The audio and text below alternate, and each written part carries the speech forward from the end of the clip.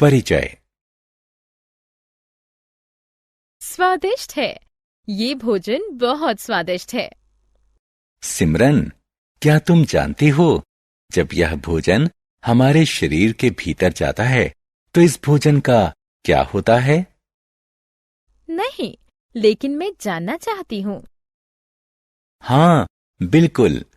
हमारे शरीर में अनेक प्रकार की ग्रंथियां और अंग होते हैं जो भोजन से जरूरी पोषक तत्व अवशोषित करते हैं और अनुपयोगी भाग को उत्सर्जित करते हैं।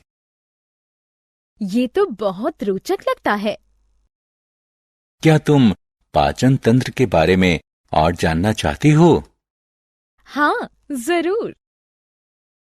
छात्रों, आज हम पाठ जंतुओं में पोषण शुरू करेंगे, जिसमें आप जानेंगे कि जो भोजन हम ग्रहण करते हैं उसे हमारा शरीर किस तरह पचाता है।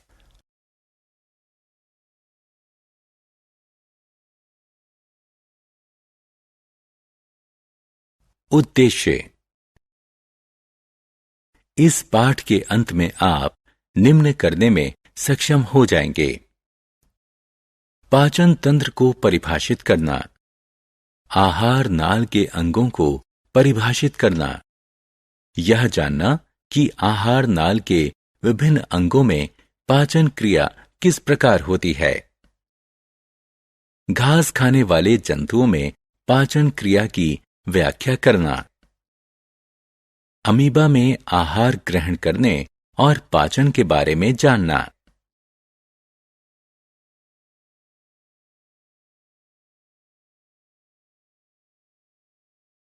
पाचन क्रिया क्या है?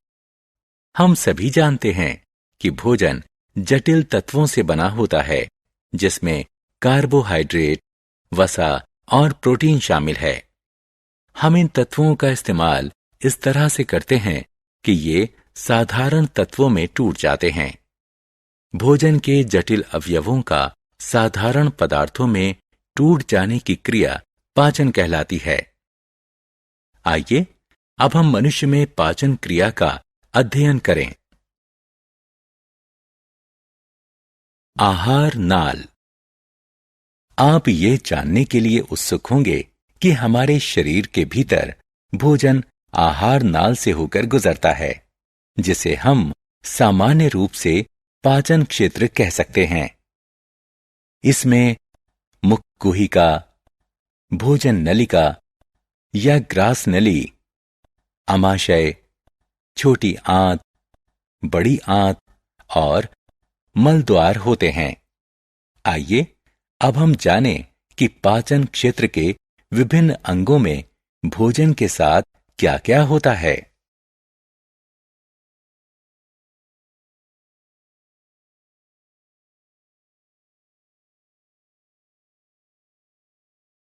मुख गुहिका।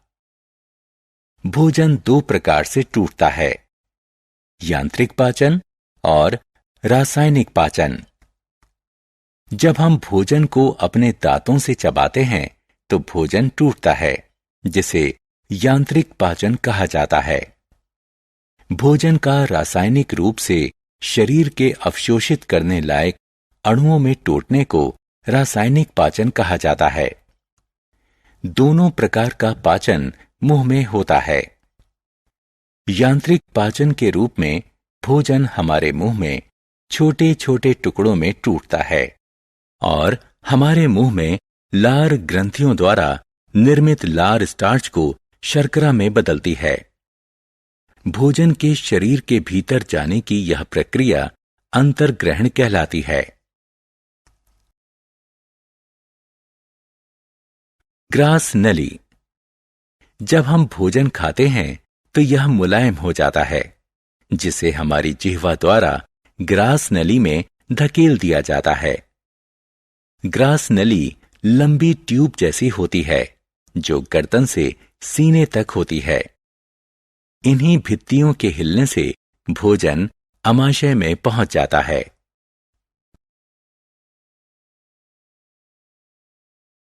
आमाशय। आमाशय आहार नाल का सबसे मोटा अंग होता है। यह चपटे यू के आकार का भित्ति युक्त बैग होता है। अमाशय के भीतर भोजन में हाइड्रोक्लोरिक अम्ल सहित पाचक रस मिले होते हैं और इसे मथा जाता है। ये रसायन प्रोटीनों को साधारण तत्वों में बदल देते हैं। श्लेष्मा की परत हमारे अमाशय की अम्लों से रक्षा करती है। छोटी आंत। लगभग 4 घंटे बाद अमाशय में भोजन अम्लान यानी काइम में बदल जाता है और छोटी आंत में चला जाता है।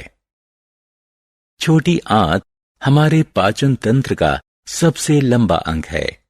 इसकी लंबाई लगभग 7.5 मीटर होती है और इसकी संरचना कुंडली जैसी होती है।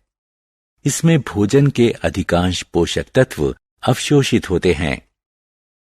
यकृत और अग्नाशय की भी पाचन में भूमिका होती है। यकृत के पित्ताशय में पित्त रस होता है जो वसा के पाचन में सहायता करता है, जबकि अग्नाशयी रस प्रोटीनों एवं कार्बोहाइड्रेट को तोड़ता है। उसके बाद आंशिक रूप से पचा हुआ भोजन छोटी आंत में पहुंचता है और आंत्र रस कार्बोहाइड्रेट को साधारण शर्करा जैसे ग्लूकोज, वसा को वसीय अम्लों और ग्लिसरॉल और प्रोटीन को अमीनो अम्ल में बदलता है और भोजन की पाचन क्रिया पूर्ण करता है। अब पचा हुआ भोजन रुधिर प्रवाह में पहुंचता है। हम इस प्रक्रिया को अवशोषण के नाम से जानते हैं।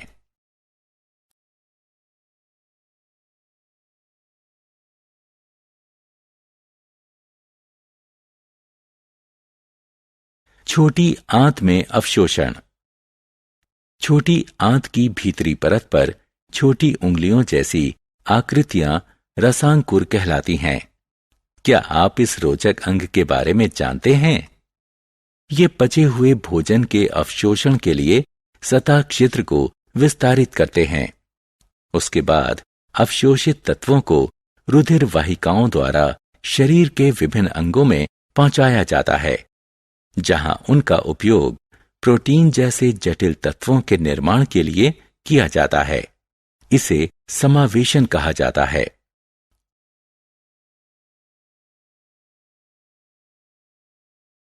बड़ी आंत। जब काइम बड़ी आंत में पहुंचती है तो यह बिना पचे हुए भोजन से अधिकांश जल व कुछ लवण अवशोषित कर लेती है। यह चरण महत्वपूर्ण है क्योंकि इसके कारण हम निर्जलीकरण, डिहाइड्रेशन से बचे रहते हैं। एक बार जब अधिकांश जल अवशोषित हो जाए तो ठोस अपशिष्ट बड़ी आंत के अंतिम अंग मलाशय में चले जाते हैं और मल पदार्थों को मल द्वार के माध्यम से बाहर निकाल दिया जाता है। इस क्रिया को उत्सर्जन कहा जाता है। तो इस तरह मनुष्य की पाचन क्रिया पूर्ण होती है।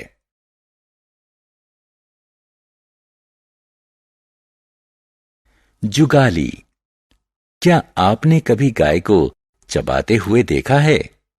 विशेष रूप से तब जब वह कुछ खा नहीं रही होती है। गाय जल्दी जल्दी घास को निगल जाती है और इसे प्रथम अमाशय में इकट्ठा कर लेती है। यहां आंशिक रूप से पचा हुआ भोजन पागुर कहलाता है, लेकिन बाद में कड यानी पागुर छोटे छोटे गोलों के रूप में मुंह में वापस आता है, जिसे पशु चबाते हैं। इसलिए यह प्रक्रिया जुगाली कहलाती है। और इस प्रकार के पशु रोमंथी पशु यानी जुगाली करने वाले पशु कहलाते हैं।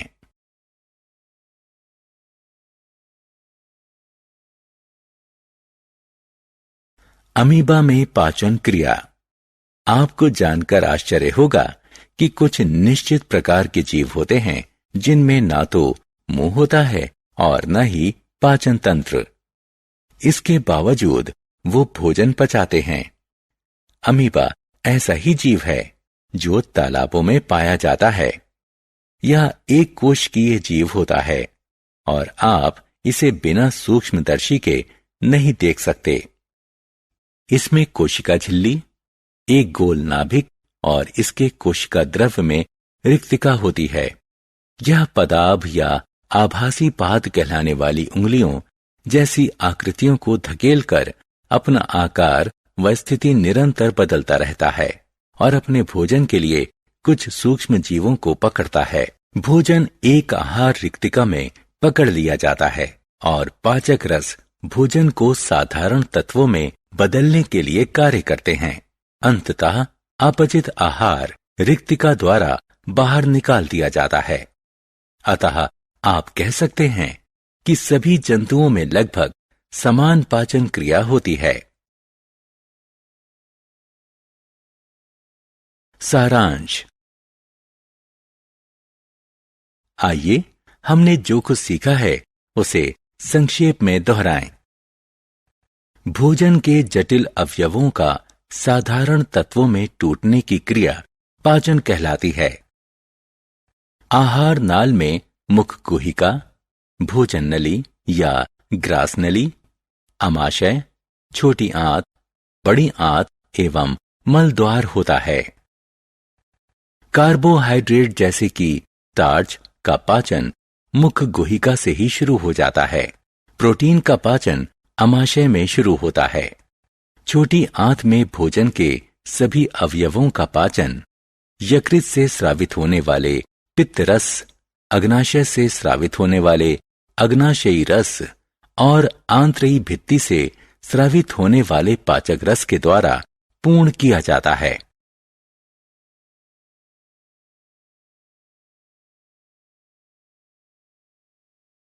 अवशोषित तत्वों को शरीर के विभिन्न अंगों तक पहुंचाया जाता है। बड़ी आंत में अपचित खाद्यों में से जल और कुछ लवण अवशोषित कर लिए जाते हैं। अपचित खाद्यों को मल द्वार के माध्यम से शरीर से बाहर उत्सर्जित कर दिया जाता है। घास चरने वाले पशुओं जैसे गाय, भैंस और हिरण को रोमंथी कहा जाता है। वे शीघ्रता से घास निकल जाते हैं और अपने प्रथम अमाशय में एकत्र कर लेते हैं। बाद में यह घास छोटे छोटे पिंड के रूप में मुंह में वापस आती है, जिसे ये चबाते हैं। अमीबा अपना आहार अपने आभसी पादों या पादाभों के माध्यम से ग्रहण करते हैं और इसका पाचन आहार रिक्तिका में होता है।